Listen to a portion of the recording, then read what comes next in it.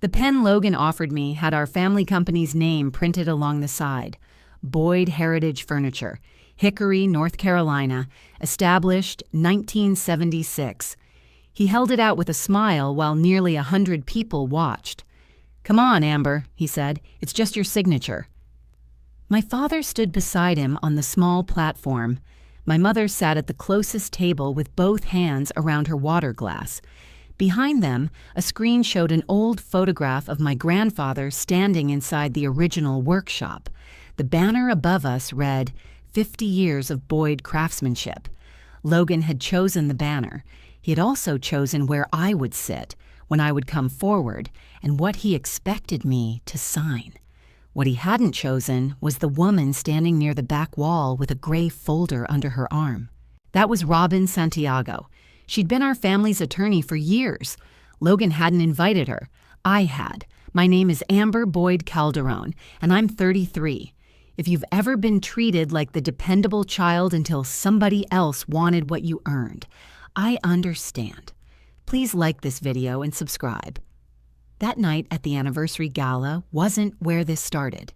It was only the first time my family tried to erase me in front of witnesses.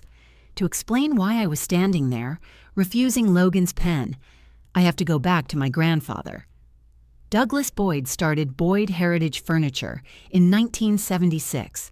He rented a cinder block building off Catawba Mill Road with 2 workbenches and 1 loading door that stuck whenever it rained.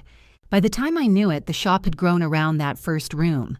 There was a finishing area, a dry lumber room, a showroom, and a cramped office with a window facing the floor. The old loading door was still there. My grandfather refused to replace it. "If it opens eventually, it works," he used to say. That was Douglas. He fixed things before he replaced them. He kept screws in glass jars and pencils behind both ears. He wore the same brown work apron until the pockets pulled loose. My father, Barry, worked there most of his adult life. He handled customers, schedules, and payroll. Granddad handled the actual furniture. My older brother, Logan, was supposed to learn both. That was the family plan, anyway. Logan was the oldest. He had our last name without interruption. According to my mother, those 2 facts made every opportunity naturally his. When Logan quit a job, he was finding himself. When I stayed late at work, I needed better boundaries. When Logan forgot our mother's birthday, she said he was overwhelmed. When I arrived with a cake and the wrong candles, she mentioned the candles. None of this was announced as a rule. It was just how our house worked. Growing up, I became useful because useful got noticed. I remembered appointments. I returned borrowed dishes. I printed directions before family trips because my father didn't trust the signal on his phone. Logan could walk into the same room an hour late and change its temperature. "Look who decided to show up," Dad would say, smiling. Mom would bring him a plate before he sat down. I learned not to compare what happened next. After college, I started spending weekends at the workshop. That was in 2014. I was 21, and Granddad was 77. I wasn't trying to inherit anything. I didn't even know if I liked furniture work yet. I just knew I liked being around him. My first Saturday, he put a warped walnut board across 2 sawhorses. "What do you see?" he asked. "A board." "That's concerning." I laughed. He didn't. I leaned closer and ran my hand over the surface. "It's cupped," I said. "A little, and there's a crack near the end." He nodded. "What else?" I studied it until I noticed the color changing along one edge. "Water damage?" "Old water damage," he said. "Now you're looking." Granddad didn't teach by giving speeches. He'd ask a question, wait through an uncomfortable amount of silence, then make me try. I learned to check moisture before trusting stored lumber.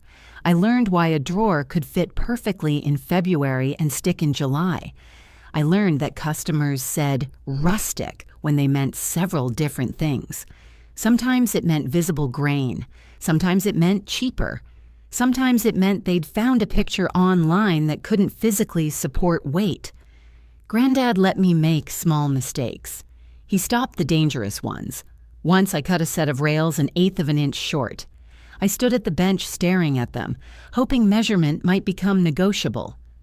Granddad came beside me. "Those grow while we're at lunch?" he asked. "No." Then mark them as scrap and start again. I can pay for the wood. You can pay attention next time." That was all he said. Logan visited the shop twice while I was learning. On his second visit, Granddad tried to show him how to lay out matching grain for cabinet doors. Logan checked his phone through most of it. "I'm not going to spend my life sanding boards," he said. Granddad put down the chalk. "Nobody asked you to spend your life sanding. You know what I mean?" "I usually do." Logan left before lunch. Later, Mom called Granddad and told him he'd embarrassed Logan. I was sweeping near the office when he answered. "He embarrassed himself," Granddad said. Mom's voice came sharply through the receiver, though I couldn't make out every word. Granddad looked through the office window at me. "No," he said. Amber wasn't part of that conversation. I lowered my eyes and kept sweeping. He was the only person in my family who protected me without making me repay him for it. By the spring of 2015, I could help build a dining table without asking where every tool was. I still had my regular job.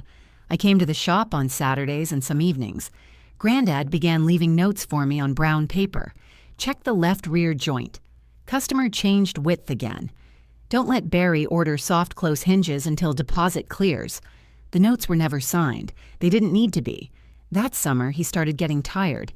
He'd sit in the office after lunch and close his eyes for 10 minutes. If I asked whether he felt all right, he waved me away.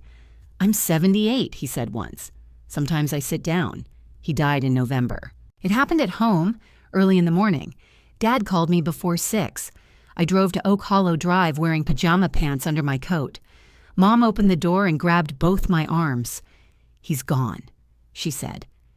Dad was at the kitchen table. Logan was driving from Charlotte. A mug of coffee sat untouched beside Dad's hand. I pulled out the chair next to him. "What happened?" Dad stared at the tabletop. He got up for water. I heard the glass fall. I put my hand over his. He didn't move it, but he didn't hold mine either. The next few days came in practical pieces. Funeral home, flowers, calls, food from people I barely knew. At the visitation, Logan stood beside Dad and accepted condolences as if he'd been running the shop with Granddad for years. Nobody corrected that impression. I stood near the photograph table. One of the longtime finishers, a man named Ed Harmon, came over and squeezed my shoulder. "He talked about you," Ed said. I looked at him. "Granddad did? All the time. Said you had patient hands." That sentence almost undid me. I thanked Ed and went to the restroom. I stayed there until I could wash my face without anyone asking questions. Granddad's will left Boyd Heritage Furniture to Dad outright. Nobody disputed it. That was what everyone expected. Dad had worked there for decades. He knew the customers and employees. I assumed he'd keep running it, then decide what came later. Logan didn't return from Charlotte. He had an insurance sales job and an apartment he liked.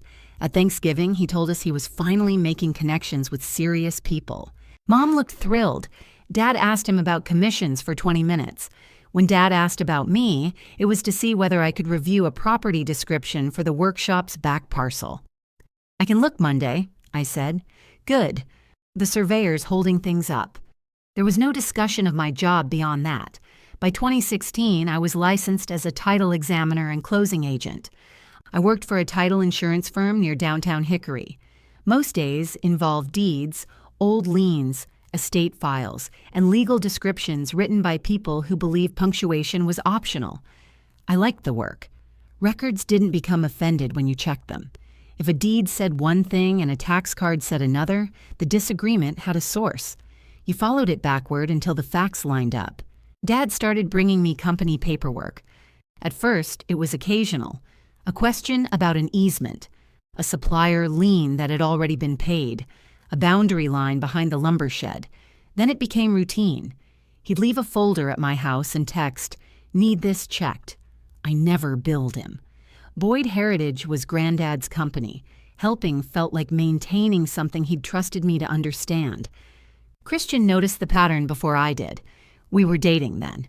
One Sunday, he watched me spread company documents across my dining table. "Do they pay you for this?" he asked. "It's family." That wasn't my question. "It takes maybe an hour." He looked at the 3 open folders. Which hour? Christian has always been good at asking one question and then waiting. I capped my pen. Dad's overwhelmed. Okay. He's running the whole shop now. Okay. And I know how to do this. I know you do. I waited for him to say more. He didn't. That was one reason I married him. In 2017, Dad asked me to meet him at Robin Santiago's office. Robin had handled Granddad's estate.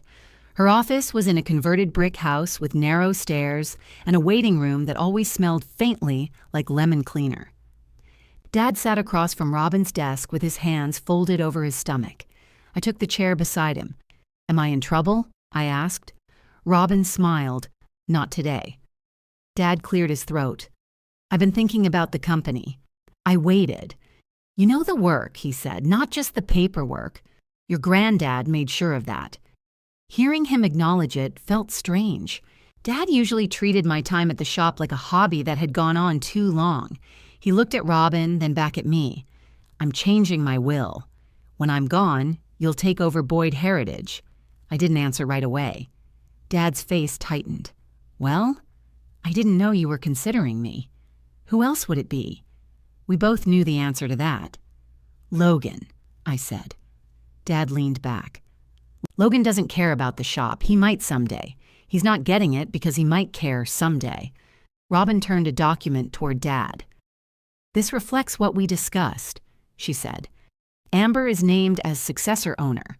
I understood that phrase in the ordinary way. Dad owned the company. His will would leave it to me after he died. A will could be changed. I knew that professionally. Still, I believed the conversation mattered. Dad signed while Robin showed him where. Then she gave me a copy of the relevant page. "Keep that with your records," she said. Dad had another appointment with Robin later that week. I knew because he mentioned it. I assumed they were finishing estate details. A few days afterward, he came to my apartment carrying a white envelope. He stood inside the doorway and held it toward me. "What's this?" I asked. "A letter?" "I see that." "Don't get smart." I took it. My name was written across the front in his blocky handwriting. Dad looked uncomfortable. He'd never been good with personal conversations unless somebody was ill or leaving. "I wanted you to have it from me," he said, "not from an attorney." I opened the envelope after he left. The letter was handwritten on 2 sheets from a yellow legal pad. Dad said Granddad had seen something in me that he'd been slow to recognize. He said Boyd Heritage needed someone who respected the work and wouldn't treat the name as a quick sale. Near the end, he wrote, "I'm not asking you to trust a promise I might change later. I've taken care of it. What I gave you is yours." I read that part several times. I thought he meant the will was finished. I thought he was telling me his decision was firm.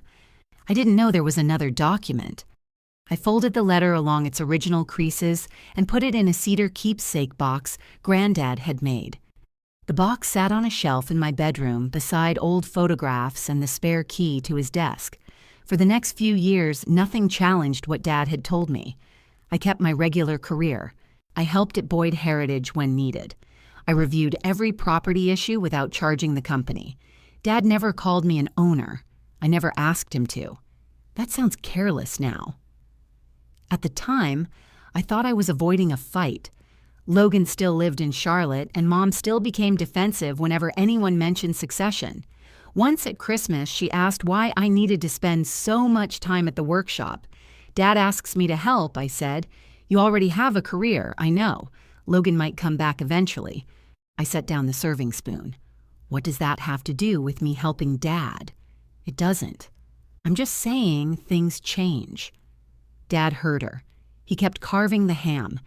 That was how he handled most conflict with Mom. He let the quiet person absorb it. Logan did come back in 2020. He was 30. His sales career had stalled, though Mom called it burnout. He moved into our parents' guest room and spent 3 months talking about opportunities. At Sunday dinner, he said Hickory needed a modern furniture showroom. Dad looked up. Hickory has furniture showrooms, not like what I'm talking about. What are you talking about? Curated rooms, lifestyle branding, online integration. Dad chewed for a moment. So, a furniture store. Logan smiled tightly. That kind of thinking is why local companies get left behind. Mom touched Dad's arm. He's trying to explain his vision. I looked at Christian. He kept his eyes on his plate. Logan married Destiny the next year. She was polished, friendly, and very good at agreeing with whoever could help her. At their reception, Mom introduced me to one of Destiny's relatives by saying, "Amber handles paperwork." Christian heard it. On the drive home, he said, "You're a senior title examiner." She wasn't giving my resume. She made you sound like the person who orders toner. I looked out the window. That's still more useful than Logan. Christian laughed, but I didn't. By 2022, Logan had opened Boyd Home Gallery across town. The name bothered Dad for about a week. Then Mom said refusing to support Logan would look petty. Dad helped him contact suppliers. He let Logan photograph several Boyd heritage pieces. He even loaned him furniture for the showroom opening. I asked whether Boyd Heritage was being paid. Dad frowned. For what? The display pieces? They're on loan. Is that in writing? It's my son, Amber. I know who he is. Dad pushed his chair back. Not everything needs to become one of your files. 6 months later, 2 of those pieces came back scratched. A third didn't come back at all. Logan said a customer had bought it by mistake. Dad accepted a partial payment and told me to let it go. That became the family answer whenever Logan crossed a line. Let it go. He needs support. You're doing fine. Then Dad had a mild heart attack in February of 2026. Christian and I reached the hospital before Logan. Mom was beside Dad's bed, still wearing the cardigan she'd thrown over her nightgown. Dad looked pale and annoyed. "I'm not dying," he said. Christian checked the monitor, then looked at him. "Nobody said you were. Your face did." "My face says you should listen to your cardiologist." Dad stayed 2 nights. Logan arrived on the second afternoon carrying a coffee for Mom and nothing for Dad because Dad wasn't supposed to have caffeine. For the next several weeks, Logan was everywhere. He drove Dad to appointments. He took Mom to lunch. He started appearing at the workshop twice a week. Whenever I visited, Dad seemed tired. In April, he told me he'd hired someone else to handle the company's property files. "Why?" I asked. "Logan's reorganizing things. Logan doesn't know anything about title work. He found an attorney. That was when I first felt something shift. Not enough to accuse anyone, just enough to notice." Then, during the first week of June, Mom asked Christian and me to dinner on Oak Hollow Drive. Logan and Destiny were already there when we arrived. Mom had used the formal dining room. She only did that for holidays or conversations she wanted everyone to behave through. We ate roast chicken, green beans, and potatoes. Nobody mentioned why we'd been invited. After Mom cleared the plates, Dad placed both hands flat on the table. "We need to talk about Boyd heritage." Logan leaned back in his chair. I looked at Dad. "Okay. With my health situation, we've made some changes." "What changes?" Mom answered. "Your father updated his will." The room went quiet. I felt Christian's knee touch mine under the table. Dad looked directly at me. "Logan will take over the company." I waited for him to correct himself. He didn't. Mom reached across the table, stopping short of my hand. "It's already decided, Amber. We need you to understand." I looked at Logan. He didn't look surprised. Destiny stared into her water glass. Dad continued. "The new documents give Logan 60%. He'll have control when the time comes. I heard the refrigerator start in the kitchen." "You promised the company to me," I said. Dad rubbed his thumb along the table's edge. "That was years ago. You put it in your will." "Wills can change," Logan said. I turned toward him.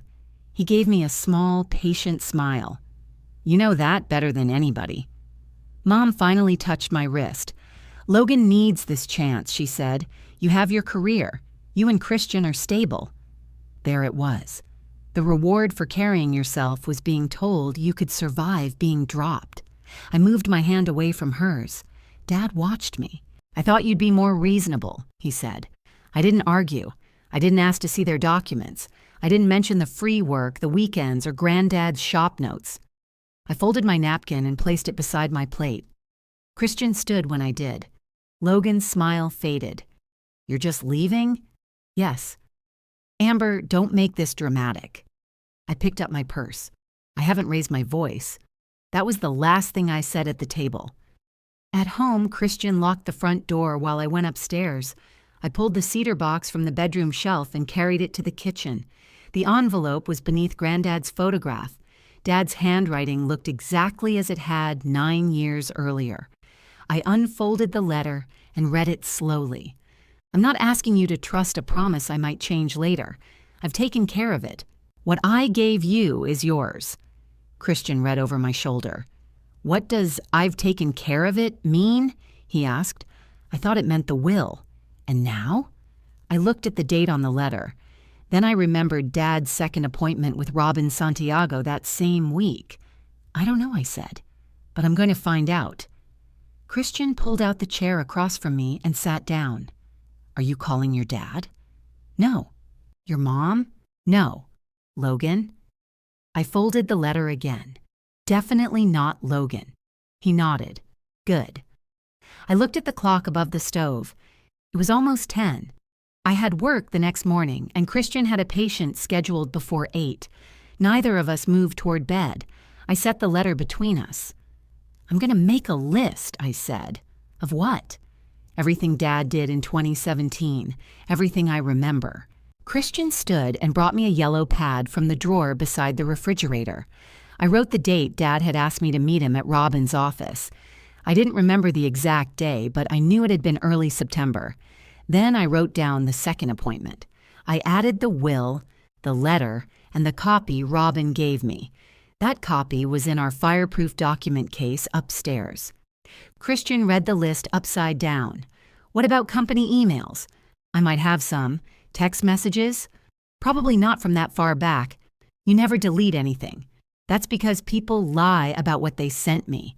He looked at me for a second. "You said that like it's part of your job." "It is part of my job." I went upstairs and brought down the document case. Our marriage certificate was inside, along with insurance policies, tax records, and the deed to our house. The will page Robin gave me was in a blue folder. I laid it beside Dad's letter. The language was plain enough. Upon Dad's death, his interest in Boyd Heritage Furniture would pass to me. There were more formal words around it, but that was the point. Christian tapped the page. "So they changed this, that's what they said. Do you believe them?" "I believe Dad signed something." That wasn't what I asked. I sat back. "Yes," I said. "I believe he changed the will." Christian waited.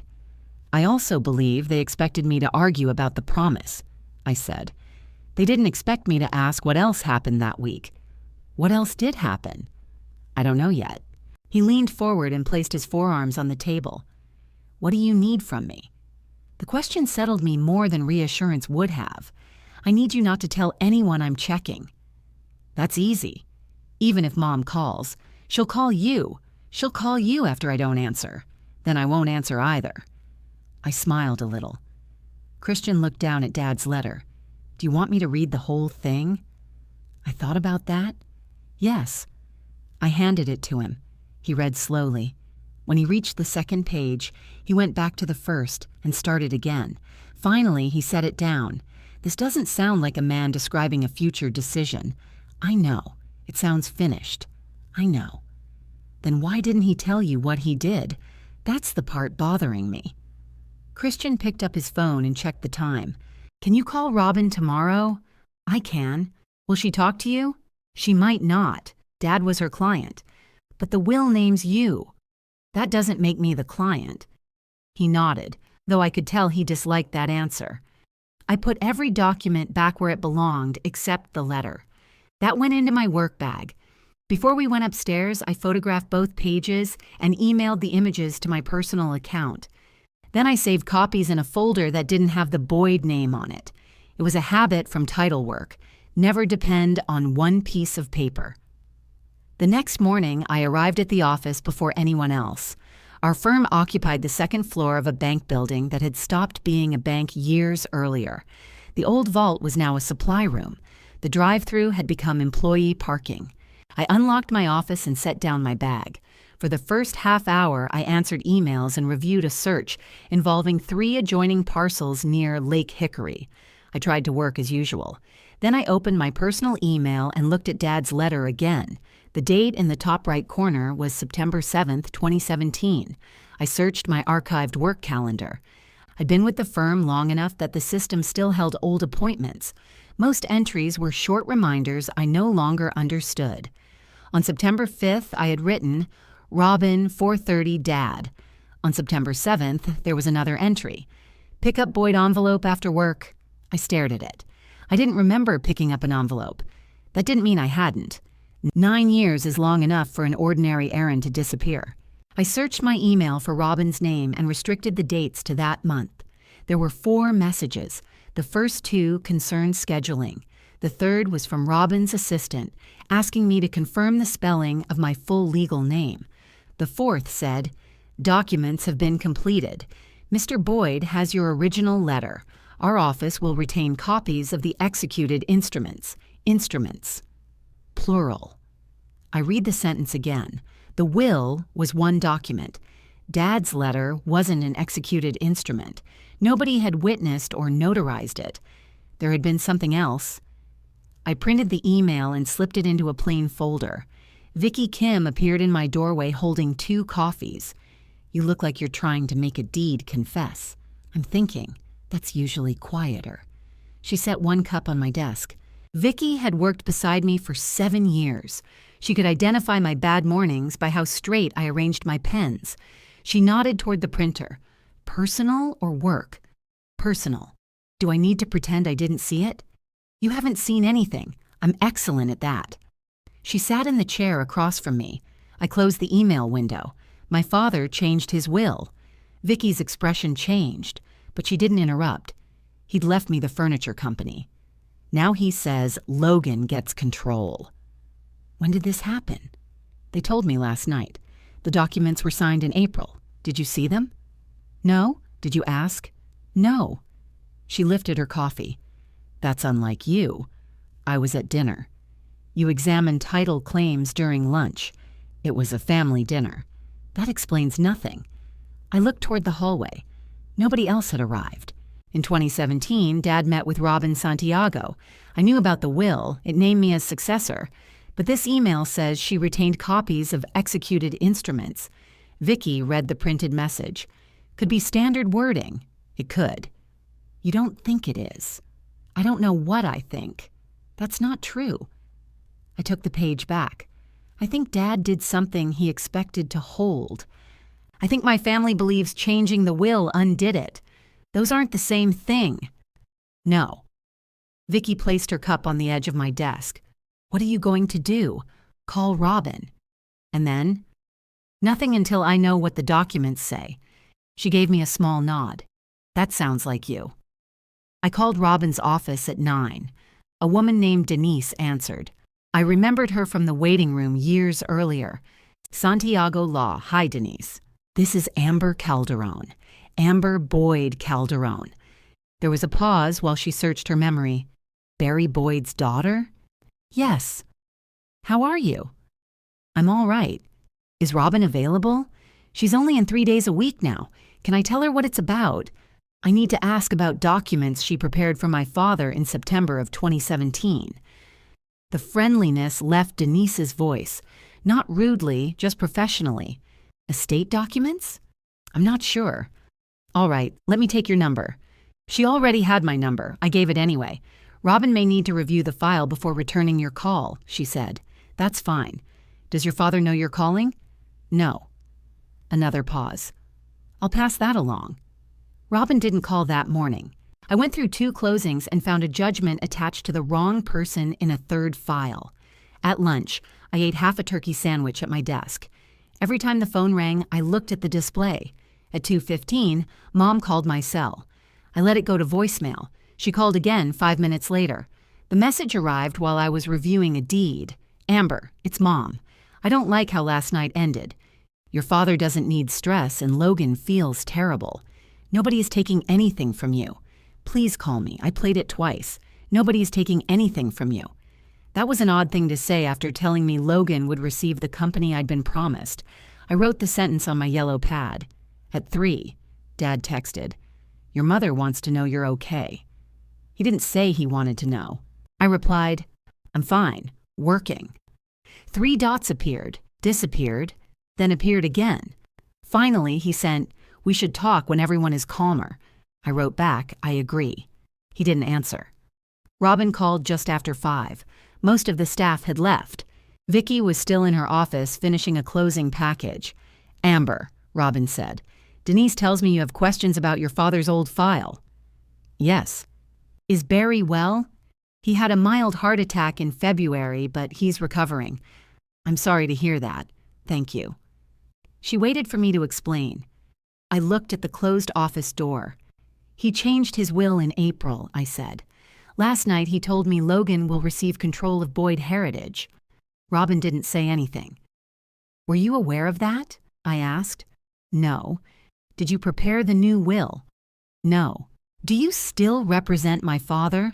"I haven't done active work for Barry in several years."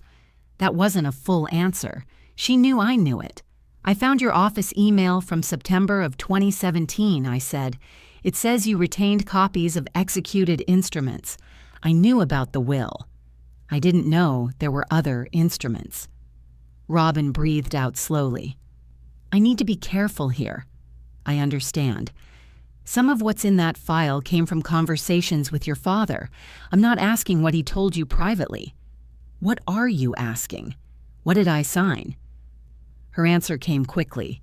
"You didn't sign anything in my office. That removed one possibility and opened several more. Did Dad sign something besides the will?" Robin paused. "Yes." I picked up my pen. "What?" "I'm not comfortable discussing the file further by phone. Can I come in? I'd like to review it first." "When?" "Thursday morning." It was Monday. "Robin, my family is already acting on whatever they signed in April." "I understand. I'm not sure you do. I probably understand more than you think." The quiet way she said it made me sit back. "Was the other document about Boyd Heritage?" I asked. Another pause. "Yes." I wrote the answer down. "Did it name me?" "Amber." "That's not an answer. It's the answer I can give you today." I looked through the glass beside my door.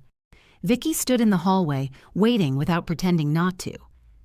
"Should I bring anything Thursday?" I asked. "Bring the letter Barry gave you." My hand tightened around the phone. "How do you know about the letter?" "I was there when he wrote the first version. The office seemed very still." "Was the letter legally important?" "Not in the way you mean." "Then why bring it?" "Because it explains what he believed he had done." I looked at Dad's last line on the printed copy. "What I gave you is yours." "What did he believe he'd done?" I asked. Robin's voice stayed calm. "I'll see you Thursday at 10. She ended the call. Vicky came into my office. "Well?" "There was another document." "What kind?" She wouldn't say. "Was it about the company?" "Yes." Vicky closed the door behind her. "And she has a copy?" "She said she needs to review the file. That sounds like a yes." I turned the yellow pad toward her. She read my notes without touching the page. "What did you sign?" she asked. "Nothing." "Did she say that?" "Yes." Vicky sat down. "So your father signed something about the company. It wasn't the will, and Robin wants the letter. That's all I know. Is that enough to run a public search?" The question was obvious. I'd avoided it because I wanted Robin to explain first. Our firm had professional access to state records, corporate filings, recorded instruments, and archived indexes. I use those systems every day. "I could search the company," I said. "You could." "I'm not doing it tonight." "Why?" "Because I need to know what I'm looking for." Vicky studied me. "You already know something is there. I know Robin remembers another document. I don't know whether it still matters." She handed back the yellow pad. "Then find out whether your dad still has his copy." That evening, I drove to Oak Hollow Drive alone. Christian offered to come, but I asked him to stay home. I didn't want Mom turning it into a family intervention. Dad's truck was gone. Mom's car sat in the driveway. She opened the door before I knocked. "Thank goodness," she said. "Come inside. I can't stay long. You could have returned my calls. I was working." She closed the door and followed me into the living room. The formal dining table had been cleared. Nothing remained from the previous night except a faint ring on the wood where Logan's water glass had sat. Mom watched me look at it. "Your father feels awful." "Where is he?" "At the shop. He needed to get out of the house. I need to see the new documents." Her face tightened. "Why?" "Because they concern me. They concern Logan. They change something Dad already promised me." Mom crossed her arms. "We knew you'd react this way." "What way?" "Like this is a business dispute." "It is a business dispute?" "No, it's a family decision." "Then show me the decision." She looked toward the hallway. "Logan's attorney has the official copies." "Dad signed copies." "I'm sure he did." "Where are they?" "I don't go through his files." That wasn't true. Mom organized everything in that house, including Dad's prescription receipts. I walked toward the office. She stepped in front of me. "Amber, don't. I want to see the 2017 file." "Why?" "I have a question about it." "What question?" "I'll ask Dad." Her voice rose slightly. "He doesn't need you digging through old papers because you didn't get your way." I stopped. "Did you read the new will?" "Yes." "Did you read the other agreement?" She blinked. "What other agreement?" "The one Dad signed in April." Her expression shifted. "You mean the company papers?" "What do they say?" "You'll have to ask Logan." "I'm asking you." She pressed her lips together. "They make him the successor. That's all." "Then there shouldn't be a problem showing me." Mom's phone rang in the kitchen. She glanced toward it but didn't move. "I want you to leave this alone until your father is ready," she said. "I'm not doing that." For once, I didn't soften the sentence. Mom stared at me. I walked past her into Dad's office. The metal file cabinet stood behind the desk. The second drawer held estate records. I knew because Dad had asked me to retrieve Granddad's probate papers from it before. The drawer was unlocked.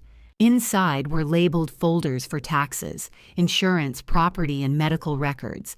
The folder marked Estate. Barry was there.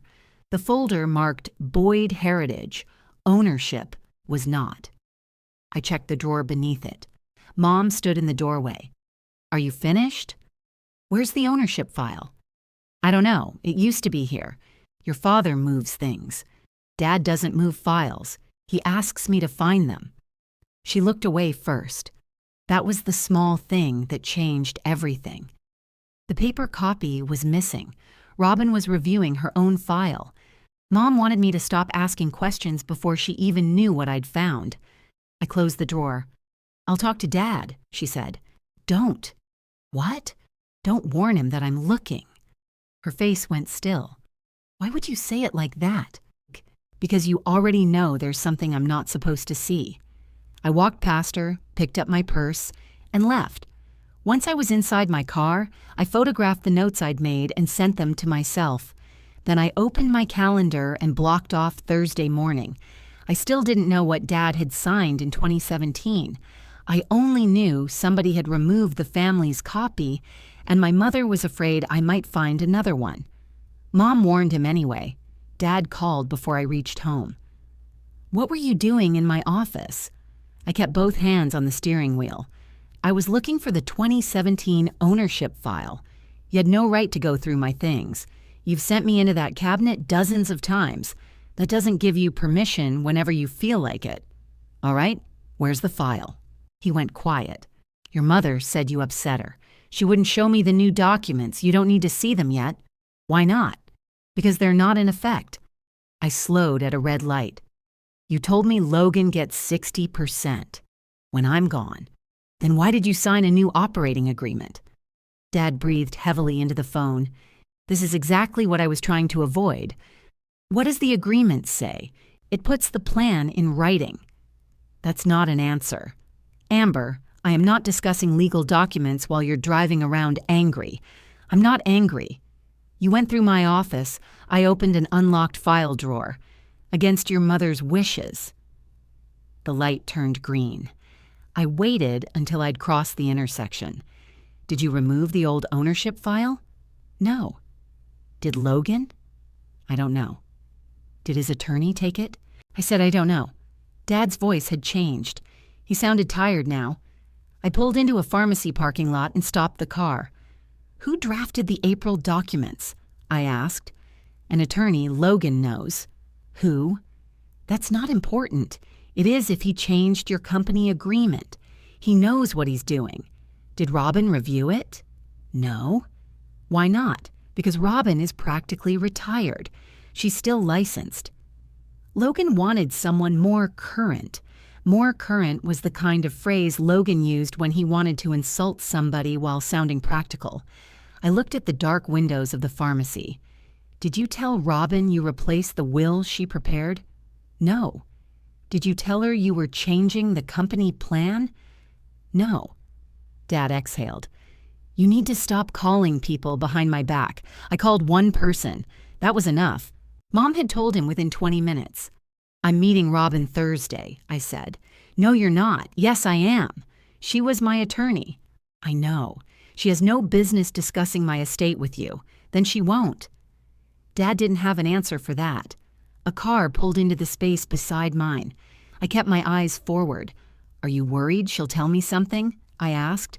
I'm worried you're turning this into a fight. You changed your will without telling me. I told you now. You told me after it was signed. That is telling you. There was a knock on my passenger window. I jumped. Christian stood outside in his work clothes. He must have seen my car on his way home. I unlocked the door. He got in and closed it quietly. Dad was still talking. Your brother is trying to build something, he said. I'm asking you not to interfere. I haven't interfered with anything. You know how you are with documents. I looked at Christian. How am I with documents? You keep digging until somebody has to defend every word. That's called reading. Christian covered his mouth, hiding a reaction. Dad didn't hear it. I've had enough stress this year, he said. There it was. The heart attack, placed carefully in the middle of the conversation. I lowered my voice. I'm glad you're recovering. I'm still going to understand what you signed. If you push this, you're going to hurt your mother. I'm not discussing this while you use Mom and your health to end the question. You always have to make things sound ugly. I'm repeating what you said. He ended the call. Christian watched the screen go dark. You were calm, he said. That made him matter. Usually does. I rested my head against the seat. He told me not to interfere with Logan building something. Boyd Home Gallery? I assume so. What does that store have to do with your dad's will? I don't know. Christian looked toward the pharmacy entrance. Do you need anything while we're here? No, I need toothpaste. I turned to him. Right now, we're in a pharmacy parking lot. It feels wasteful not to. That was Christian's way of bringing a room back to normal size. We went inside and bought toothpaste, dish soap, and a bag of sour candy neither of us needed. When we got home, a message from Logan was waiting. Dad says you're calling lawyers. Call me before you make this worse. I showed Christian. He thinks you need his permission, he said. He thinks everybody needs his permission now. Are you calling? Yes. Christian opened the candy and sat at the kitchen table. I called Logan with the speaker off. He answered immediately. Finally. You texted 6 minutes ago. I've been waiting all evening. What do you want? I want to know what you're trying to do. Understand the documents. You understand them. Dad changed his will. What did the operating agreement change? Logan laughed once. Here we go. What did it change? It aligns the company with Dad's estate plan. How? It confirms that I'll have 60%. Dad can't leave you 60% unless he owns 60%. The sentence came from instinct. It was the same question I'd ask in any transaction. Before someone could transfer an interest, I needed to know what they held. Logan didn't answer right away. Then he said, Dad owns the company. That's what I've always believed. He inherited it from Granddad. I know. So why are you making this complicated? Because there was another document in 2017. According to who? Robin. What did she say? The speed of that question caught my attention. I thought Robin was outdated. She is. That doesn't mean she gets to talk about Dad's business. You sound worried. I'm annoyed. Where's the ownership file from Dad's office? What ownership file? The labeled one that used to be in his cabinet. How would I know? You've been reorganizing the company. That doesn't mean I'm stealing folders from Dad's house. I hadn't used the word stealing. Logan's voice softened. Look, I get why you're hurt. No, you don't. You thought you were getting something. Now you're not. I looked at the cedar box on the counter. That's a very clean version. It's the true version. Then send me the April documents. You'll see them when Dad's ready. You've seen them. I'm the successor. You keep using that word like it already happened. It has happened, Amber. The paperwork is done. He sounded pleased when he said it. I wrote the sentence on my yellow pad. What does Boyd Home Gallery have to do with this? I asked. Silence. Nothing. Dad said I shouldn't interfere with what you're building. He means my future. He said you're building something. You're reading too much into his words. Probably. That answer unsettled him more than an argument. He cleared his throat. We're having lunch Sunday. You and Christian should come. Why?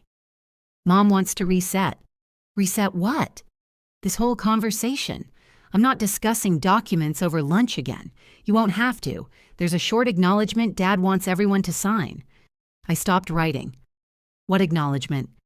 It says the family understands his wishes. Send it to me. It's not a contract. Then why do I need to sign it? So nobody can claim later that this was a surprise. I'm claiming now that it was a surprise. You're being difficult on purpose. I'm asking to read something before signing it. Forget it, that was quick. We don't need your signature. Then don't ask for it. Logan ended the call. Christian looked at me when I set down the phone. What was that? A short acknowledgement that isn't a contract and doesn't need my signature. Sounds valuable. He refused to send it. Are you going Sunday? No. Good. I added the proposed acknowledgement to my notes. Then I wrote down Logan's exact words. The paperwork is done. The next morning, Dad's office manager called me. Her name was Marlene Shaw. She'd worked at Boyd Heritage since before I learned to drive. I've got a question about the rear parcel, she said. The county sent another notice. Email it to me. I did yesterday. I checked my work inbox. There was nothing from her. What address did you use? The company one. I don't have a company address. Marlene hesitated. You did. I sat straighter. What do you mean? Your old Boyd Heritage email. Logan said he'd route all property matters through that. My old address was deactivated years ago. Well, it's active now. Who has access? I assumed you did. I don't. I opened the company website. The staff page had changed. Dad was listed as owner and president. Logan was listed as director of growth and succession. My name wasn't anywhere. Marlene, don't send anything else to that address. Why? Because it's not mine. Oh, I heard voices behind her. Is Logan there?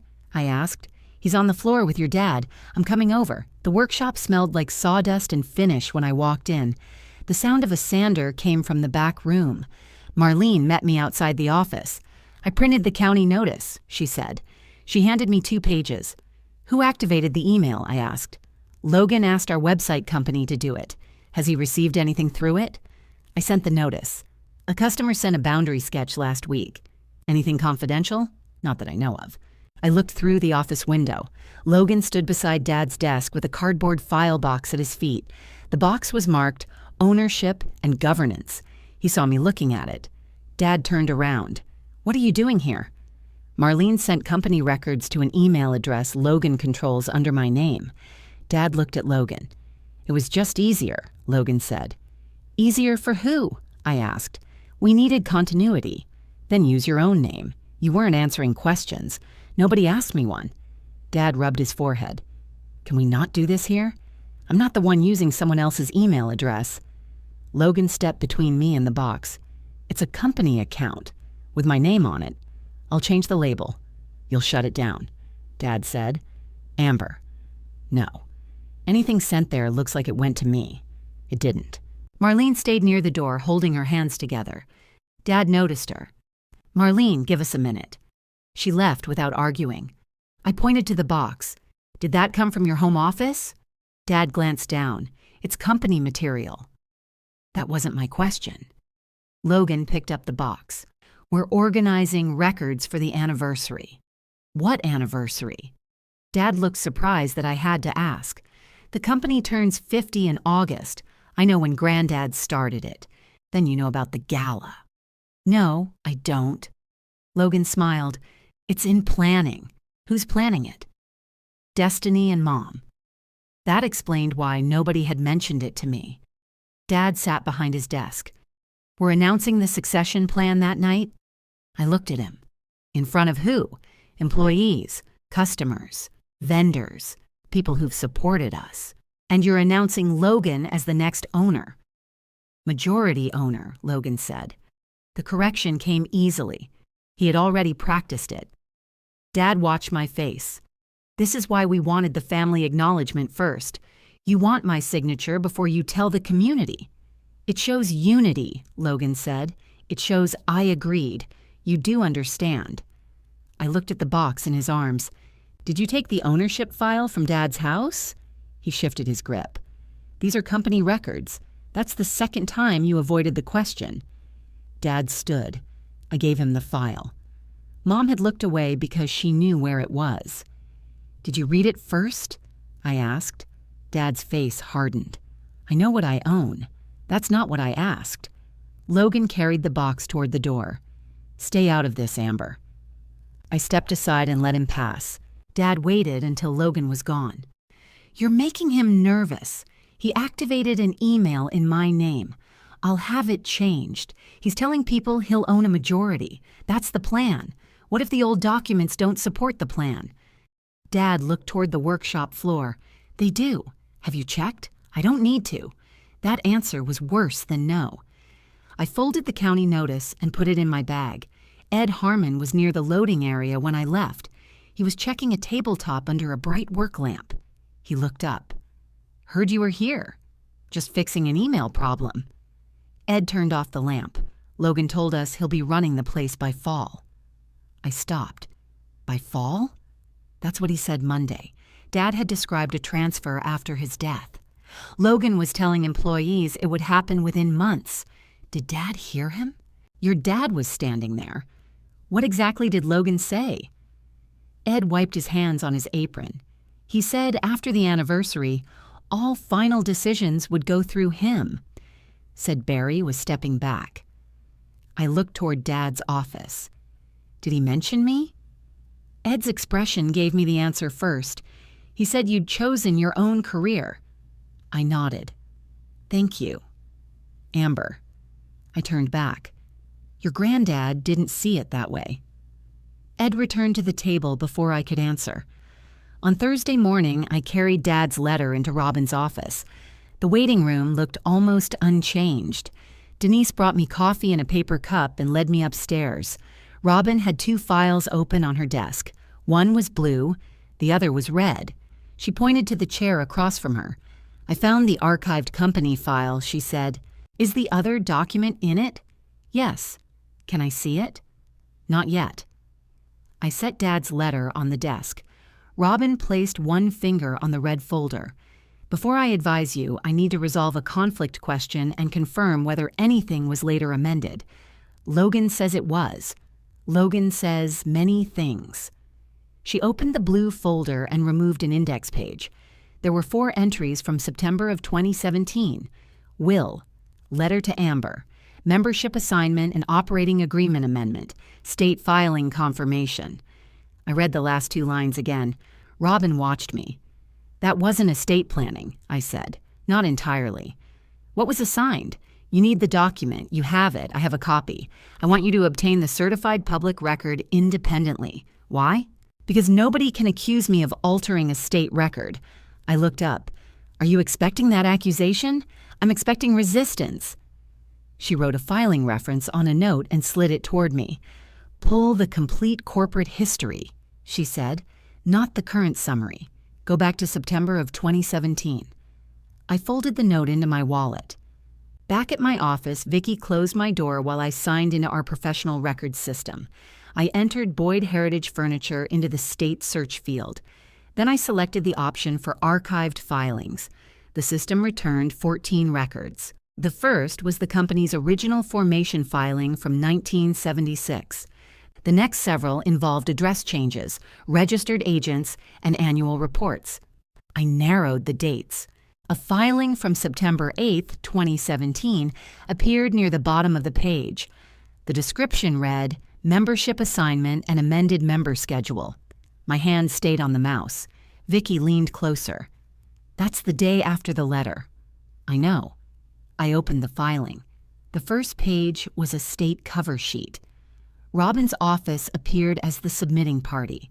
The entity identification number matched Boyd Heritage Furniture. I checked it twice anyway. The second page was titled, "Irrevocable Assignment of Membership Units." That word stopped me. Irrevocable. I read the first paragraph, then started again. Dad was identified as the sole member and assigner. I was identified as Amber Boyd, assignee. My old apartment address appeared beneath my name. The document said Dad transferred 51% of the membership units in Boyd Heritage Furniture to me, effective immediately, not after his death, not according to his will, immediately. I scrolled down. The transfer included voting rights, profit rights, and all other rights attached to those units under the amended operating agreement. Dad's signature was on the last page. Robin had notarized it. Below the signature, one sentence appeared in capital letters. "This assignment is a completed lifetime transfer and may not be revoked by the assigner." Vicky pulled the empty chair beside mine and sat down. "Keep going," she said. The amended member schedule listed 2 owners, Amber Boyd, 51%, Barry Boyd, 49%. The state receipt showed the filing had been accepted on September 8th at 11:14 in the morning. I looked at the date on Dad's letter, September 7th. He had written it after signing the assignment, but before the state accepted it. "What I gave you is yours." He hadn't been describing an intention. He had been describing something he'd already done. Vicky reached for my yellow pad. "Can I write?" I handed it to her. She copied the filing number, acceptance date, and entity identification number. I stared at my name on the member schedule. It was my maiden name, but it was still me. The address was correct for that year. The middle initial matched. The letter referenced the same week. There was no possibility of another Amber Boyd. "I've owned 51% for 9 years, I said. Vicky didn't answer immediately. Finally, she said, "According to this, yes, and nobody told me." "Your dad tried to. He gave me a letter. He should have given you the document." I scrolled back to the signature page. Dad's handwriting looked firmer than it did now. "Robin gave me 1 page from the will," I said. "Why wouldn't she give me this? You need to ask her. I will." The words on the screen didn't change. 51%. I'd spent 9 years checking the company's property records for free while assuming Dad owned everything. He had asked my help with easements, liens, and supplier issues. He had never once said I was working for a company I controlled. Logan had activated an email in my name. He had carried the ownership file out of Dad's office. He had told employees he would make final decisions by fall. He hadn't known I'd seen this. At least, I didn't think he knew. "Search for later amendments," Vicky said. I returned to the record list. There were annual reports for every year. Dad had signed most of them. Logan had signed the one filed in April of 2026. I opened it. Logan was listed as an authorized company official. Dad remained listed as manager. The ownership schedule wasn't included. "That doesn't transfer anything," Vicky said. "No. Could there be a separate filing under another category? I'm checking." I searched by Dad's name, my maiden name, my married name, the company identification number, and every variation of Boyd Heritage. Nothing showed a transfer back. Nothing showed cancellation of the 2017 assignment. Nothing showed Logan receiving membership units. The only public ownership document was the one on my screen. I printed the complete filing. Then I printed the transaction history and the April annual report. The printer hummed behind us. Vicky gathered the pages as they came out and kept them in order. When the last page finished, she placed the stack in front of me. "You're not the disappointed future heir," she said. "No, you're the current majority owner." I looked at the closed office door. "Yes, if you're still with me, leave the single word walnut in the comments." I called Robin from my desk. She answered herself. "You found it," she said. "It wasn't a question. Yes. Did you pull the full image?" "I have the assignment, the amended member schedule, and the state receipt. Any later transfers? None in the state history." "Good." I gripped the phone more tightly. Why didn't I know? Robin was quiet. "You knew your father had made a binding commitment. I thought the commitment was his will. I advised Barry to explain the distinction. He didn't. He wrote the letter. The letter doesn't say 51%. It doesn't say membership units. It doesn't say I became an owner that week. No." "Why didn't your office send me a copy? We sent one to Barry's home and retained one here. That doesn't answer me." "You weren't my client. I was the person receiving the interest." "Yes." "Didn't I need to accept it?" The agreement was drafted as a completed assignment. Barry was the sole member. He also amended the operating agreement. Your signature wasn't required for the transfer itself. I looked at the signature page again. Why structure it that way? Barry wanted certainty. That doesn't sound like the man who told me 3 weeks ago that Logan was reorganizing things. It may not be. I let that sit. Can Dad revoke this now? Not by changing his will. Can the April operating agreement revoke it? I haven't seen the April agreement. Assume it says Logan gets 60%. I don't make assumptions with ownership. Robin. Her voice softened. On the face of the 2017 documents, Barry transferred 51% to you during his lifetime. A will controls property someone owns when they die. It doesn't reach backward and recover property they already gave away. I wrote her words down, so Dad only had 49% left. According to the member schedule, yes. And he's trying to leave Logan 60. That appears to be the problem. Appears? We still verify everything. I verified the state record. You verified that the filing exists. Now we obtain a certified copy. We review the original operating agreement, every amendment, and the new documents. We also determine how the company treated the transfer afterward. I knew what she meant. Tax records, among other things. I never received a tax form from Boyd Heritage. Did you receive distributions? No. Did you vote on company decisions? No. Were you given financial statements? No. I heard her pen moving. Did Barry ever ask you to sign a waiver, proxy, or consent? Not that I remember. Search your records carefully. I will. Lack of company housekeeping doesn't automatically erase a completed assignment. It does mean we need to understand what happened after the filing. My eyes moved to the April annual report signed by Logan. What if they've been acting as if Dad still owned everything? Then they may have made decisions without the proper member approval. How many decisions? 9 years worth, potentially. The answer was so large that I set down my pen. I thought about equipment purchases, leases, supplier contracts, and loans. I had reviewed property documents but never corporate approvals. Dad had kept me useful and uninformed at the same time. Do not call Logan, Robin said. I wasn't planning to. Don't call Barry either. I need the April documents. We'll request them properly. If I ask, they'll know what I found. They already know you're asking questions. They don't know I found the filing. Keep it that way. Robin asked me to email the public copy through her secure portal. She said she would order a certified copy directly from the state and retrieve her archived paper file. Can I see your copy now? I asked. Tomorrow. Why tomorrow?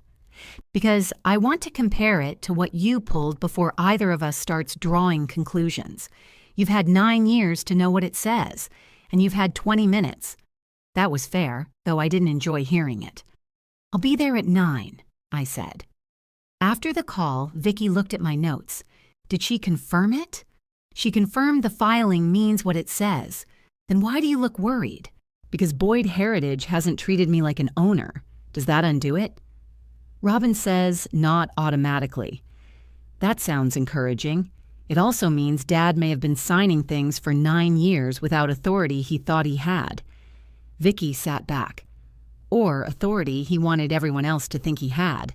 I gathered the printouts. I need to check my old email. The firm retained archived messages for 10 years.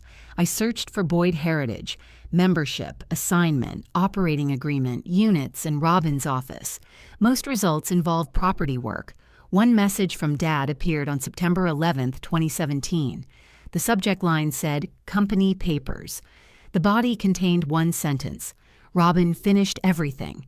I'll keep the originals in the home office. I printed it. That explained where the missing ownership file had begun. It didn't explain how Logan ended up carrying it through the workshop. I checked our personal tax files after work. Christian sat beside me while I opened 9 years of returns. There was no income reported from Boyd Heritage, no ownership schedule, no company distribution. Christian looked at the assignment copy. Should you have been paid something? Not necessarily. The company could retain earnings. For 9 years? It's possible. Would you know? If I'd been given financial statements? You weren't. No. He turned to the amended member schedule. Your dad signed this. Yes, and then he acted like it never happened. That's what it looks like. Christian stood and walked to the kitchen. He opened the refrigerator, stared inside, then closed it without taking anything. That's worse than changing a will. I know. A will is later. This was already yours. I know. He returned to the table. What happens if you tell them? I'm not telling them yet. Why? Because Logan wants a signature. Christian sat down again. The family acknowledgement. If they think I'm only upset about the will, they may show me exactly what they're trying to accomplish. You're going to let them keep talking. Yes. He nodded slowly. What do you need to see? The April agreement. I also need to know why Logan thinks this has to happen now. Maybe he's impatient. He's always impatient. You think there's a deadline. I think there's pressure. I remembered the way Logan had answered when I mentioned Boyd Home Gallery. He had paused before saying it had nothing to do with the will. Then I remembered Dad's words. Your brother is trying to build something. Boyd Home Gallery had been open for 4 years. It wasn't a new idea anymore. Something had changed. The next morning, Robin laid her paper copy beside the state printout. Every page matched. Her copy included the original operating agreement amendment. It gave me voting control over major decisions, including new membership issuances, changes in ownership percentages, large company borrowing, and any amendment affecting member rights. Did Dad retain daily management? I asked. Yes. Ownership and management aren't always the same. Barry remained manager while he was living and able to serve, so he could run the shop. Yes, but he couldn't give Logan part of my 51%. No. Could he create new units and dilute me? Not without the approval required here. She pointed to a paragraph. Approval of members holding more than half the existing units. That means me, I said. It appears so. Then why do they want my signature on a family acknowledgement? I'd like to see it before answering. They won't send it. Of course they won't. Robin copied the April annual report. Has the company borrowed money since 2017? She asked. I don't know. Has it purchased property? No, I would have seen that. Sold major equipment? Possibly. Added any formal members? Not in the state record. She made another note. We need company books. I don't have access. You should. Logan has them. Then we'll deal with that. Robin placed Dad's letter beside the assignment. The letter matters, she said. You said it wasn't legally important. I said not in the way you meant. The assignment creates the ownership. The letter shows Barry understood it was completed and permanent, unless he says he didn't write it. He wrote it in front of me. I looked at her. You watched him write this? I reviewed the first version. He rewrote it at home because he didn't want it to sound like a lawyer had dictated it. What did the first version say? The same essential thing. He had already transferred control to you. He wanted you to know it wasn't a promise Logan or Carol could pressure him to change later. I said nothing. Robin closed the file. That was his concern in 2017. Logan and Mom? Yes. Did they know? Barry believed they would object if they learned the details. Did he tell them? I don't know. I thought about Mom standing in the office doorway. I thought about Logan carrying the box. They know now, I said. Robin met my eyes. Then we need to find out what they think happened to your interest. Mom answered that question before the day was over. She called while I was driving home. I talked to your father, she said. There's something you apparently don't remember. What's that? The old company arrangement. I kept my voice even. What about it? You signed your shares back years ago. I tightened my grip on the wheel. When? Before your wedding. You said helping Logan mattered more than holding papers you never used. My wedding was in 2021, yes. And you're saying I transferred company ownership back to Dad as a wedding gift? That's exactly what you did. I let several seconds pass. Where's the document? Mom's answer came too quickly. Logan has it. I pulled into a grocery store parking lot. Put him on the phone, I said. He's working. Then tell him to send it. I don't have to prove this to you. You called me to prove it. Mom lowered her voice. You don't remember everything that happened around the wedding. I remember signing our marriage license. This was another paper. Who prepared it? I don't remember. Was it notarized? Why does that matter? Because you said I transferred ownership. You wanted to help your brother. Logan didn't open his store until the next year. He was planning it. Did I give the shares to Dad or Logan? She paused. To your father. Why would that help Logan? Because your father could use them for the family. That was the first honest sentence she'd given me. I wrote it on the back of a grocery receipt. Send me the document, I said. I told you Logan has it. Then he can send it. You're treating me like I'm lying. I'm asking for the paper you called to tell me exists. Mom's breathing changed. Your father should never have put you in this position. What position? Thinking you had some claim over everyone else. I looked through the windshield. He gave me 51%. The words came out before I decided to say them. Mom went silent, not confused. Silent. You knew the percentage, I said. I knew there had been a discussion. It wasn't a discussion. It was filed with the state. That doesn't mean it couldn't be changed. Not without me. You did change it. Then send me what I signed. She ended the call. I sat in the parking lot with the phone against my ear until the disconnected tones stopped. That silence told me Mom knew more than she'd admitted. It didn't prove a transfer had never happened. Records did that. I went back to the office even though it was after 6. Vicky was leaving as I came through the lobby. What happened? Mom says I gave the company back before my wedding. Vicky turned around and followed me upstairs. I searched the state archive first. There was no membership assignment filed in 2021. There was no amended member schedule. There was no cancellation of my interest. I expanded the search through the end of 2022. Nothing. Then I checked recorded documents in Catawba County, business lien indexes, and the company's archived filings. Vicky sat beside me with a legal pad. Search your married name, she said. I did. Calderon without Boyd? I did. Initials? Done. We searched Logan's name and Dad's name as possible receiving parties. No transfer appeared. I called Robin from the office. She answered on the 4th ring. Your mother is wrong, she said after I explained. You haven't checked. I drafted the operating agreement. A transfer of your units required a written assignment and an updated member schedule. She says I signed one. Did you? No. Then she's wrong. What if Logan has a private document that wasn't filed? Send it to me if he produces one. He won't send it. That's informative. Could a private paper still count? It would depend on the paper. Stop trying to defeat yourself with documents nobody has shown you. I looked at the search results. There's nothing in the state record. Order the full certified history.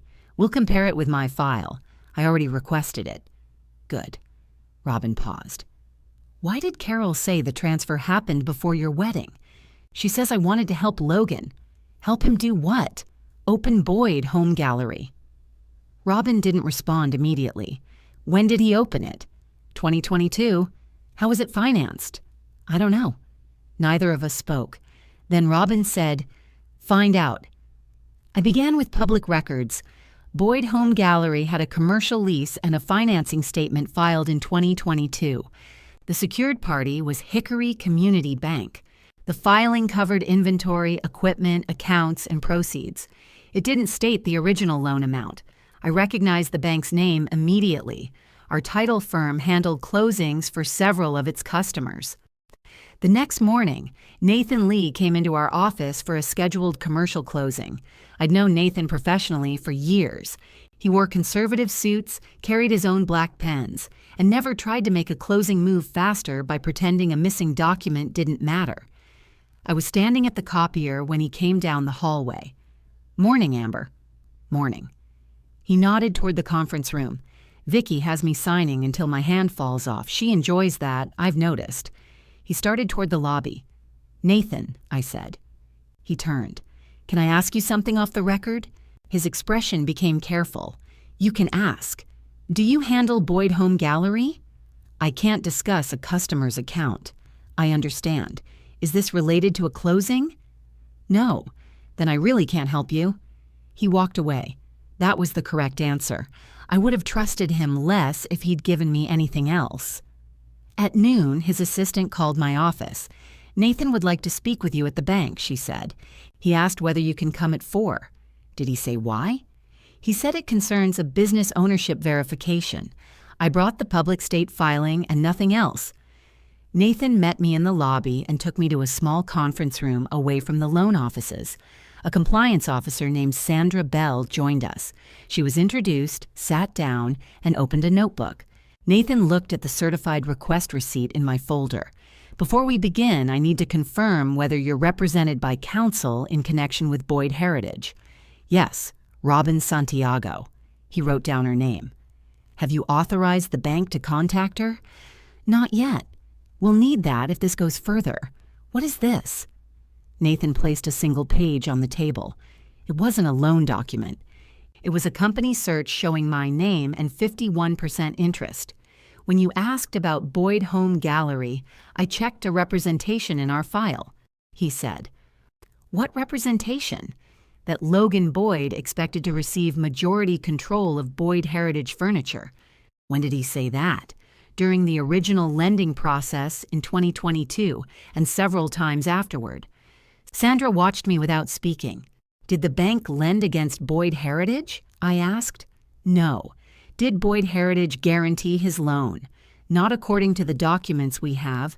"Then why did his future ownership matter?" Nathan folded his hands. "Logan personally guaranteed the loan. His expected business succession was part of the financial picture he presented.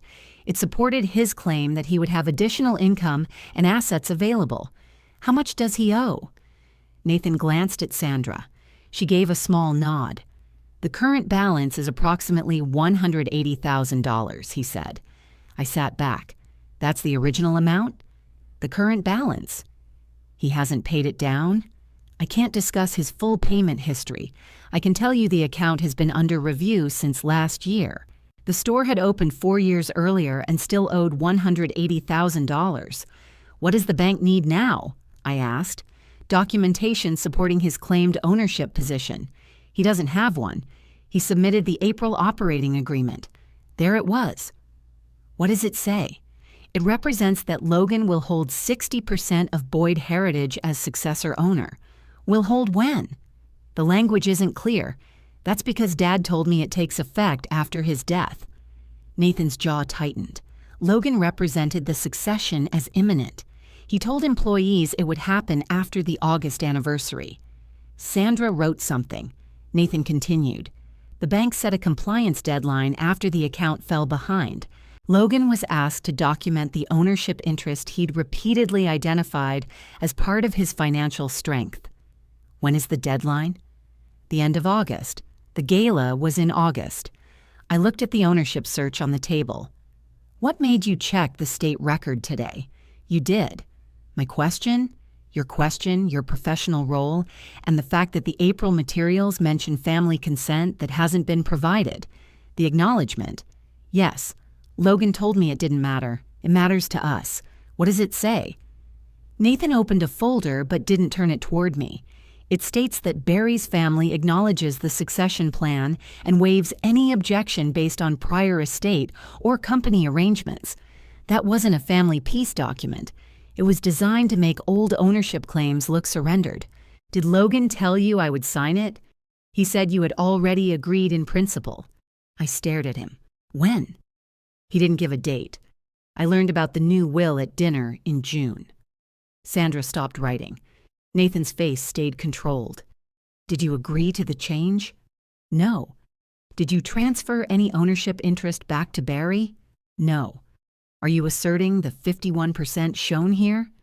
I'm verifying it with counsel. Nathan nodded. That is why this meeting is occurring. Does Logan know you called me? No. Will you tell him? We'll follow our compliance process. I looked at the closed folder. If the bank didn't lend against Boyd Heritage, why is the agreement so important now? Nathan chose his words carefully. Logan's store has not performed as projected. The bank has already allowed time for him to provide updated support. He has represented that control of Boyd Heritage will stabilize his position. How?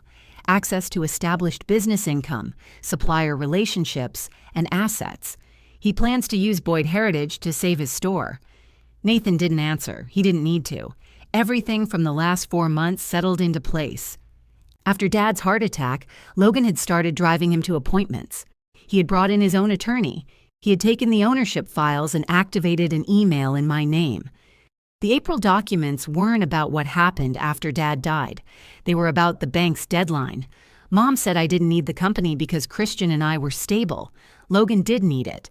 He needed an established business behind him before Hickory Community Bank stopped waiting. Dad had rewritten his will because Logan's financing was collapsing.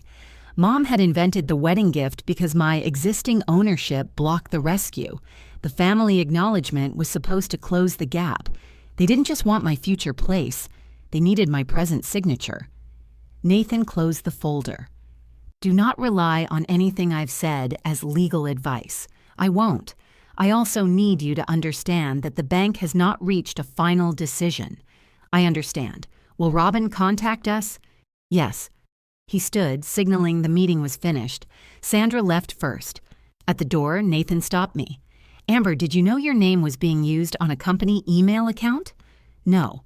We received a message from that address last month. What did it say? I can't provide the contents today. Who sent it? It was signed with your name.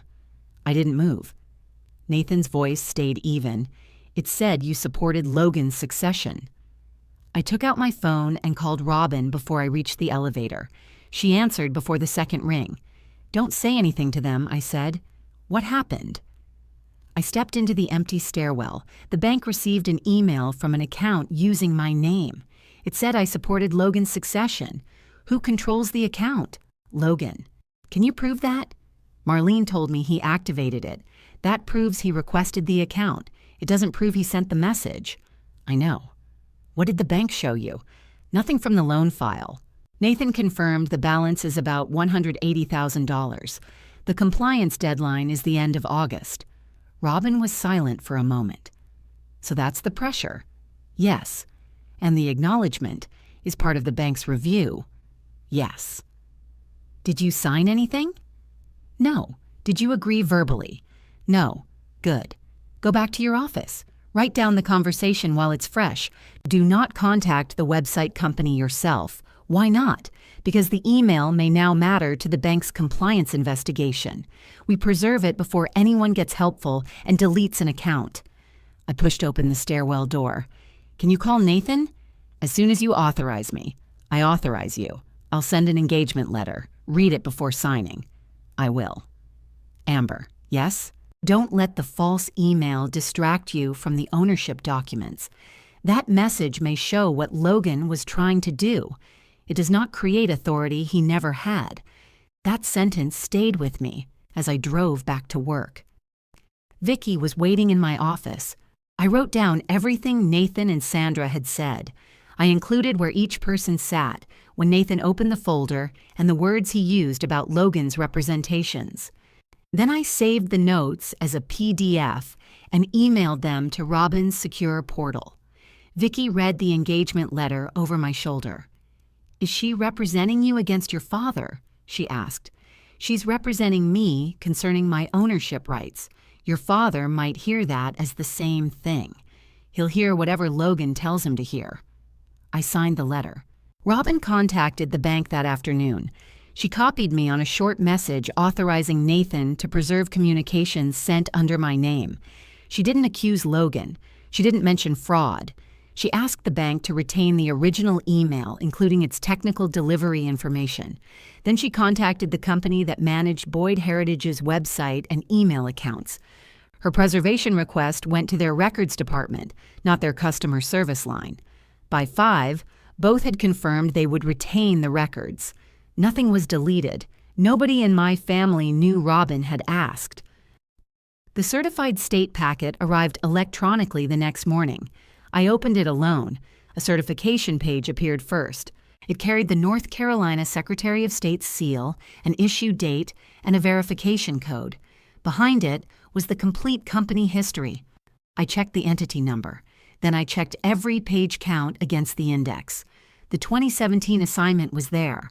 So was the amended member schedule showing my 51% interest. There was no later assignment from me. There was no amendment removing me. There was no filing that gave Logan any percentage at all. I printed 2 copies on the office's document printer. Each packet was 43 pages. One went into a locking file drawer. The other went into a red accordion folder. Vicky stood at the printer while the second packet finished. "You're checking each page again, aren't you?" "Yes. Do you want help? I need to do it myself." She nodded and left me alone. I compared the certified filing to Robin's paper, copy line by line. The signatures matched, the dates matched, the percentages matched. Even the notary stamp was in the same position. I scanned Dad's letter at the highest resolution our office equipment allowed. Then I put the original back in its envelope. The paper had yellowed slightly at the fold. There was a small coffee mark near the bottom of the second page. I remembered when it happened. Dad had placed his cup on the corner of the letter while he explained why Granddad's old desk should stay in the company office. I'd complained about the stain. Dad had said a personal letter was allowed to look personal. That memory mattered to me. The mark also made the letter harder to replace with a convenient new version. Robin scheduled our meeting for Monday morning. She had arranged the documents across her conference table before I arrived. The certified state packet sat on the left. Her original file copy sat in the middle. The 2017 Will and Dad's letter sat on the right. A fourth stack contained the original operating agreement and every amendment through 2017. Robin gave me a legal pad. "I want you to hear this in ordinary language," she said. "That would be nice." She opened the assignment. In 2015, Barry inherited 100% of Boyd Heritage from Douglas. Yes. In 2017, he transferred 51% to you during his lifetime. Yes. The transfer became effective when he signed it. The state filing created a public record confirming it. Could the filing itself be defective? I found no defect. Could Dad cancel it later? Not by himself. The assignment says it is irrevocable. The operating agreement also requires approval from members holding more than half the units for any change affecting ownership percentages. That means my approval. Yes, what if the April agreement says something different? A new agreement cannot become valid merely because Barry and Logan call it restated. Barry could not use his 49% to vote away your 51.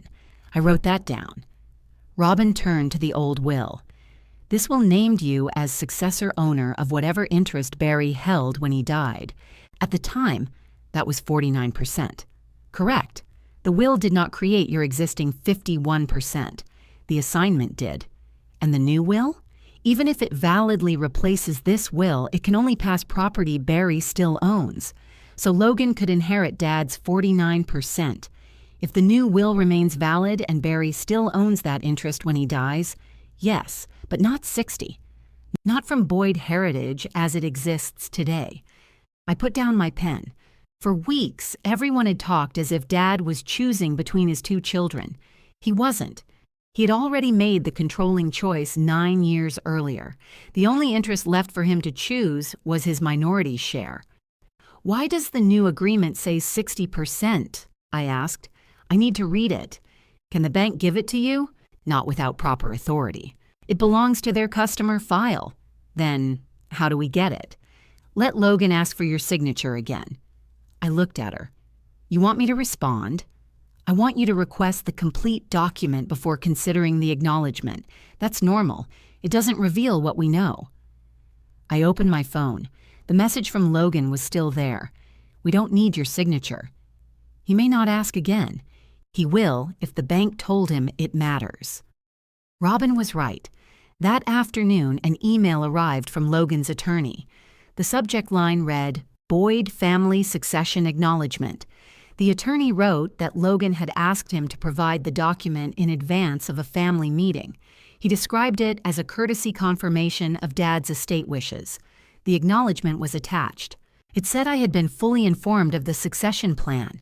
It also said I waived any claim based on prior wills, promises, operating agreements, assignments, or family arrangements. Assignments. They knew exactly which word to include. I forwarded it to Robin. She replied with one sentence. "Ask for every document referenced." I wrote back to Logan's attorney. "Before I can review this acknowledgement, please send the complete April will and restated operating agreement it concerns." He responded 20 minutes later. "The will is confidential. The agreement can be made available for in-person review." I sent that to Robin. Her reply came immediately. "Do not negotiate against yourself." I wrote one more message. "I cannot acknowledge documents I have not been allowed to read." Then I stopped. Logan called 6 times that evening. I let every call go to voicemail. His first message was controlled. "Amber, the attorney sent what you asked for. You're creating problems over wording." The second was sharper. "You don't need Dad's whole will. This is about respecting his decision." By the fourth, he mentioned the gala. "We need this settled before August. People are already being invited." The sixth message came after 10. "You always do this. You hide behind paperwork until everyone gives up." Christian listened beside me. "He sounds scared," he said. "He has a deadline. Are you going to answer?" "Not tonight." The next morning, the complete packet arrived. The attorney called it a confidential review copy. Each page had a watermark with my email address. I forwarded it to Robin without opening the attachments on my phone. We reviewed them together that afternoon. The new will left Logan what it called a 60% controlling interest in Boyd Heritage. It treated Dad as if he still owned the entire company. The restated operating agreement did the same. It listed Dad at 40% and Logan at 60% upon succession. My name appeared only in a paragraph saying any prior interest attributed to me had been relinquished. There was no date of relinquishment. No transfer document was identified. No signature from me appeared anywhere. Dad had signed as current owner. Carol had signed a spousal acknowledgement. Logan had signed as successor member. His attorney had notarized all 3 signatures. Robin read the packet twice. Then she placed it beside the certified 2017 record. "They drafted this from an assumption," she said. "What assumption?" "That Barry still controlled 100%. Mom says I gave my shares back. This document doesn't prove that. It says I relinquished them. It also says Logan receives 60%. Repeating a claim inside a new agreement doesn't make the earlier transfer disappear." She pointed to the signature lines. The person whose rights are being removed never signed. I looked at my name in the relinquishment paragraph. Could they add my acknowledgement later? That is why they need it. The family form wasn't ceremonial. It was the missing signature. If I signed, they would argue I had confirmed every unsupported statement in the new agreement. I slid the acknowledgement away from the other papers. What happens if I refuse? Then the certified record remains what it already is. 51% mine. Yes. And Dad's new will only covers his 49. Yes. Robin opened a fresh folder and placed the certified packet inside. Then she added her file copy, the old will, the new agreement, and a copy of Dad's letter. "I'm preparing a written ownership opinion," she said. "I'll cite the filing history and the governing clauses. Nathan can review it once you authorize release. Will that trigger the bank deadline?" "The deadline already exists. The opinion tells the bank the truth about the asset Logan claimed. I thought about the email sent under my name. Will Nathan give us that message? He'll preserve it. Access is a separate question. Do we need it? Not to prove ownership." She tapped the certified packet. "This is the lever. Everything else explains why they tried to move it." I took the red folder home and placed it beside Granddad's cedar box. For several nights I rehearsed telling Dad. I tried it in the shower, in the car, and once while folding towels. "You gave it to me. You only own 49%. Logan cannot inherit what you no longer have." Every version turned into the same argument. Dad would mention his health. Mom would say I was hurting Logan. Logan would demand to know why I'd gone behind his back. I stopped rehearsing. They didn't need another private chance to deny the documents. They needed to decide what they were willing to claim when other people could hear them. The invitation arrived 3 days later. It came in a cream envelope with the Boyd Heritage logo pressed into the flap. Destiny had chosen thick paper and gold lettering, celebrating 50 years of Boyd craftsmanship. Below that, a smaller line read, "Honoring Barry Boyd and welcoming Logan Boyd as successor owner. Not proposed successor, not future successor. Successor owner." Christian read it at the kitchen counter. "They printed these before you saw the agreement. They printed them before I knew there was a gala. Are you going?" "Yes." He put the invitation down. "Does Robin agree?" "She will when I tell her." Robin didn't like it at first. We were in her office when I showed her the invitation. "They may try to force an answer in public," she said. "That's what they want. You don't owe them a performance." "I know." "Then why attend?" "Because Nathan will be there." Her eyes moved to mine. "How do you know?" Logan left it in a voicemail. He said bank representatives and major vendors were invited. Robin read the invitation again. "He wants the bank to hear Barry announce the succession." "Yes." "And he expects your presence to look like consent." "Yes." "Will you sign anything?" "No." "Will you accept anything verbally?" "No." She sat back. "Then I'm coming with you." I had expected that answer. Christian will be there too. Good. Do we warn Nathan? He already has my ownership opinion. Robin had completed it the previous afternoon. It was 12 pages, but the central point took one sentence. Barry could only dispose of the 49% he still owned. Nathan had acknowledged receiving it. He hadn't told us what the bank would do. The account remained under review. "What if Nathan doesn't attend?" I asked. "Then the documents remain true. I want him to hear what Logan says. That isn't necessary to establish ownership. No, it's necessary for him to understand this wasn't confusion." Robin studied me for a moment. "You've changed your mind about confronting them privately. I gave Dad chances to show me the papers." "Yes." He told me he knew what he owned. Robin closed the invitation inside the file. Then we let him say that clearly. At work, Vicky helped me assemble 3 identical document sets. Each contained the certified state history, the 2017 assignment, the amended member schedule, Dad's old will, the April documents, and Robin's ownership opinion. The original letter stayed in its envelope. I put that inside a clear protective sleeve. On the inside cover of my own folder, I wrote one sentence. It was the shortest version of what I'd believed after dinner. The folder now held the longer truth. Logan called the following week. His voice was friendly again. "Did you get the invitation?" "Yes. Destiny did a great job. It looks expensive. We only turned 50 once. Is Boyd Heritage paying for it?" There was a short pause. Dad approved the budget. That wasn't my question. "You're not doing this at the gala." "Doing what?" "Picking apart every decision." I asked who paid. The company paid. It's a company anniversary. "How much?" asked Dad. "I'm asking the director of growth and succession." He ignored that. "Mom needs your dinner choice. Chicken.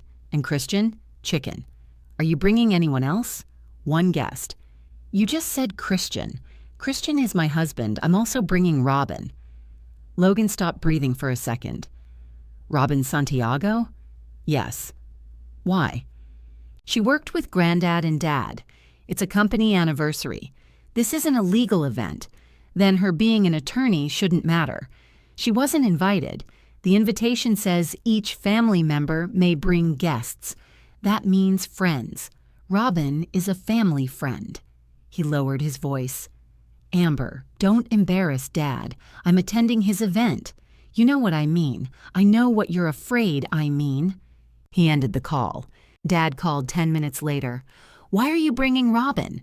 She helped with Granddad's estate. She knows the company history. We have an attorney. I'm not asking you to replace him. This night is supposed to be positive. I plan to behave. That answer doesn't reassure me. What answer would? That you accept my decision.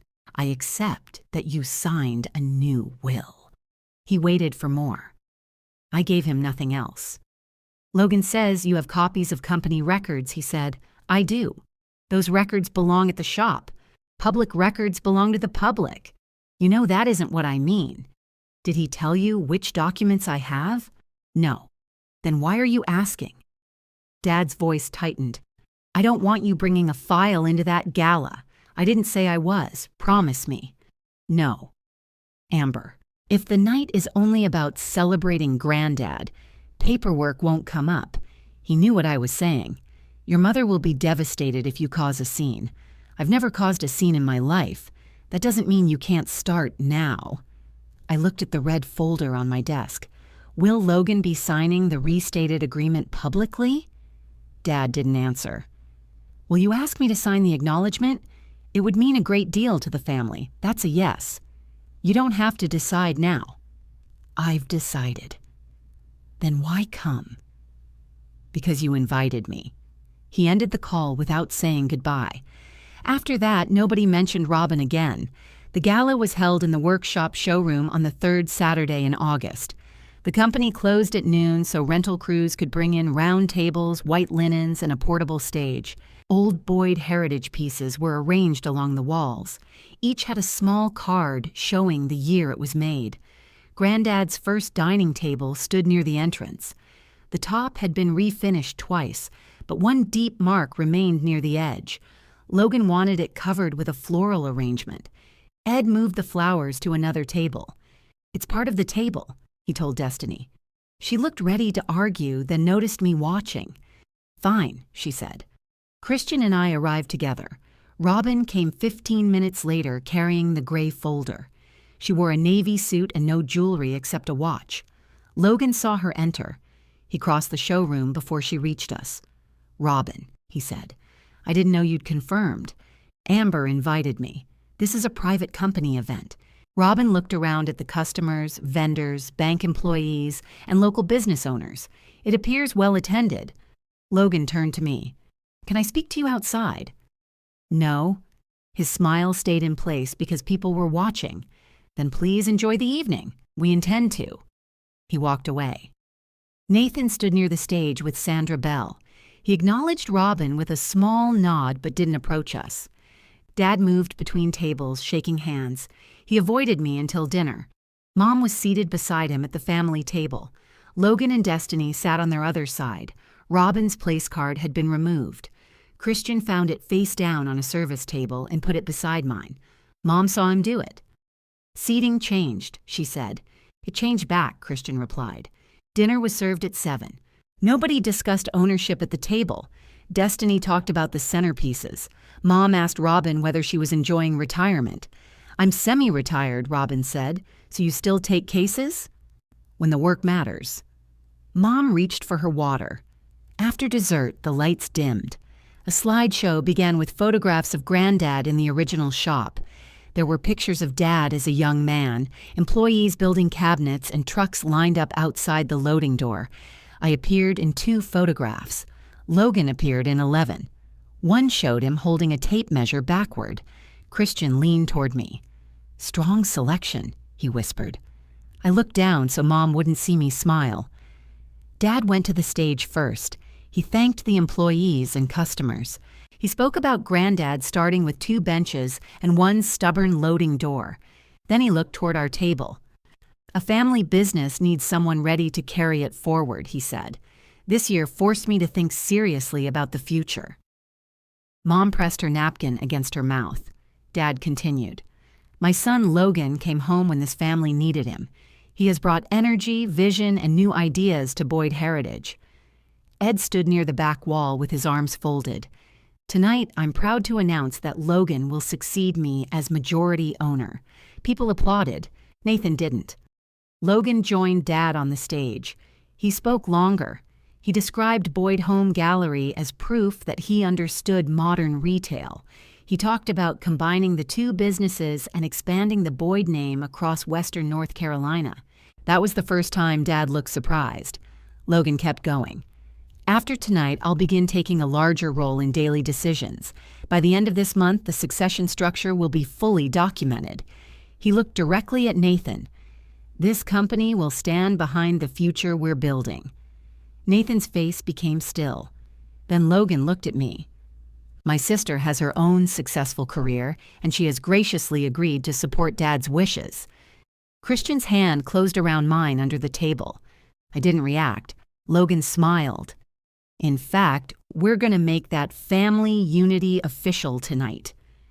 Destiny carried a leather document folder to the stage. Dad opened it.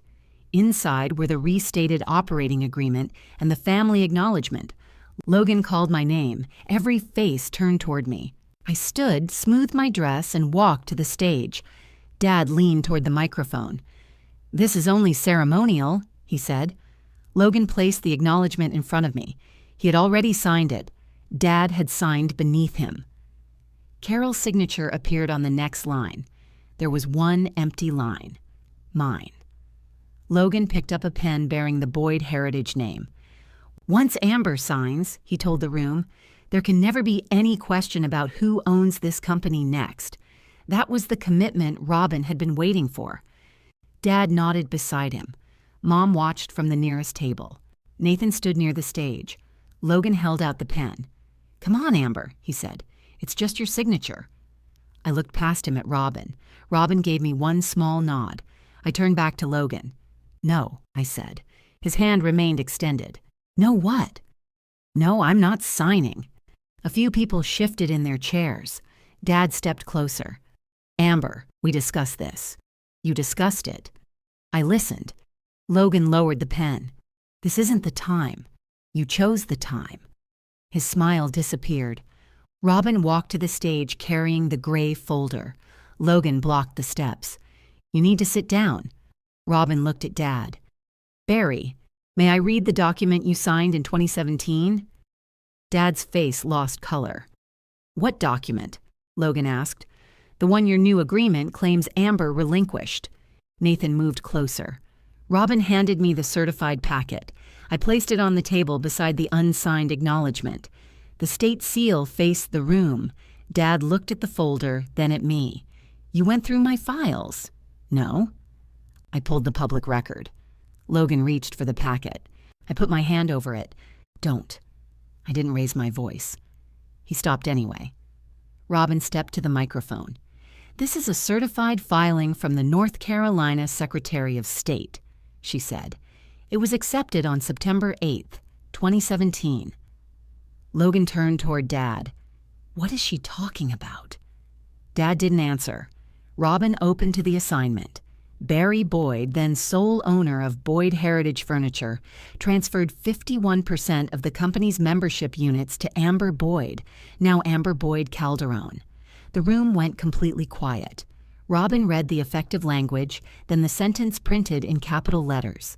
"This assignment is a completed lifetime transfer and may not be revoked by the assigner." Logan shook his head. That was replaced. "Show me the replacement signed by Amber," Robin said. He pointed to the acknowledgement. "She's supposed to sign it now." "Exactly." That one word settled over the room.